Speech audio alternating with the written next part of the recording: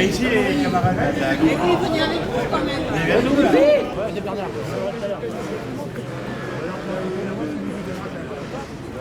Marc Bastide, nous sommes devant le siège, ou tout près en tous les cas, de l'Agirc-Arrco, les retraites complémentaires. Pourquoi ce rassemblement appelé par la CGT et d'autres organisations d'ailleurs?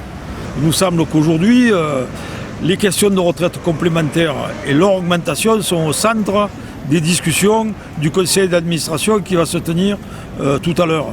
Donc nous sommes venus exiger qu'un minimum puisse exister, c'est-à-dire que les pensions de retraite complémentaire, ça représente pour un salarié du privé entre 30 et 60% de sa pension, soit révalorisée à la hauteur de l'inflation, c'est-à-dire 6,2%. Vous dites aussi que Agirc-Arrco a les moyens nécessaires pour assurer cette augmentation. Tout à fait, parce que d'une part, il y a, dans le cadre de ces recettes, si on peut parler comme ça, il y a 70 milliards de réserves. Donc, dans ces 70 milliards, il doit y avoir véritablement une place aux besoins d'augmentation des retraites complémentaires en ce qui concerne les retraités. Le deuxième élément que je voudrais dire, c'est qu'on s'aperçoit que l'Agirc-Arrco investit dans un certain nombre d'entreprises, y compris dans des fonds de pension. Je citerai en vitesse Ferrari, Renault, Total Industries, etc., etc. Ça veut dire qu'aujourd'hui, l'Agirc-Arrco, il a une tendance à jouer la spéculation. Et nous, on souhaite que l'argent de l'Agirc-Arrco, c'est des cotisations des salariés, elles servent aux besoins des retraités. Il y a une délégation qui a été reçue là. Oui, effectivement.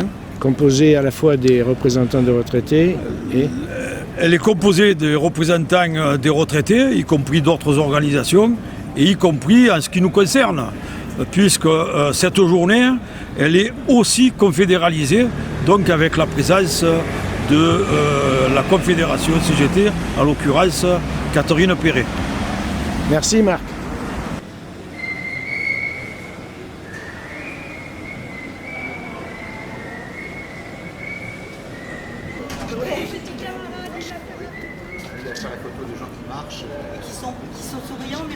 Catherine, vous avez été reçue par les représentants de l'Agirc-Arrco. Que s'est-il passé? Alors nous avons été reçus par la présidence de l'Agirc-Arrco, c'est-à-dire, comme vous le savez, c'est paritaire, donc c'est actuellement le MEDEF et la CFDT qui président l'Agirc-Arrco. Ils nous ont reçus, mais ils nous ont dit qu'il était impossible, alors qu'il y a 78 milliards de réserves dans les caisses de l'Agirc-Arrco, d'augmenter au niveau de l'inflation les pensions de retraite complémentaires. La raison pour laquelle c'est impossible, c'est le système lui-même. Le système qui est un système fondé sur l'équilibre budgétaire et faire des économies en fait sur le dos des actifs qui perdent beaucoup déjà au niveau de leur cotisation sociale et sur les retraités parce qu'on ne veut pas entamer ces fameuses réserves qui ne servent à personne sauf aux placements et aux grandes entreprises dans lesquelles sont placés l'argent des salariés et des retraités. C'est de la spéculation. C'est de la spéculation effectivement, et donc il faut se rappeler que la CGT a refusé de signer ces accords justement qui avaient pour conséquence un pilotage automatique de l'évaluation à la fois du point, c'est-à-dire de ce que payent les actifs, et du service, c'est-à-dire ce que reçoivent les retraités, et à partir du moment où on rentre dans un système comme cela, eh bien il n'y a plus de marge de manœuvre, ce qui fait que le conseil d'administration aujourd'hui n'a qu'une marge de manœuvre très réduite, puisqu'il peut discuter entre 4,9 et 5,1 d'augmentation, ce qui est évidemment largement en dessous de l'inflation. Donc la CGT a redit avec l'UCR sa désapprobation sur le système.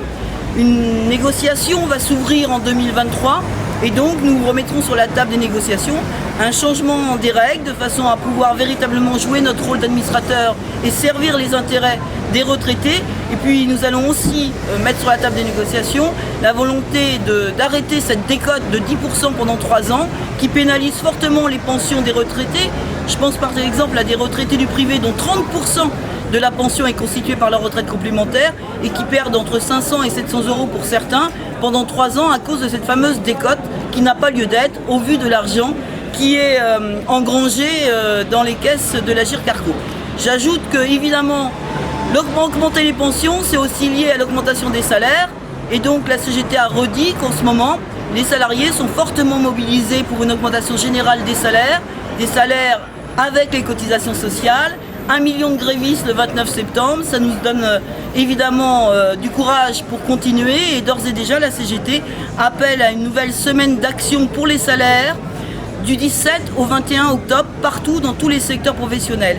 Bien évidemment, la réforme des retraites revient dans l'actualité et nous manifesterons aussi pour dire augmenter les salaires, pas l'âge légal de départ à la retraite. Nous serons, j'en suis sûr, très nombreux à être mobilisés partout en France. Et ensuite, le 26 octobre, l'UCR lance une grande journée de mobilisation pour l'augmentation des retraites complémentaires. Et donc nous serons évidemment aux côtés des retraités parce que la retraite, c'est une affaire d'actifs et de retraités.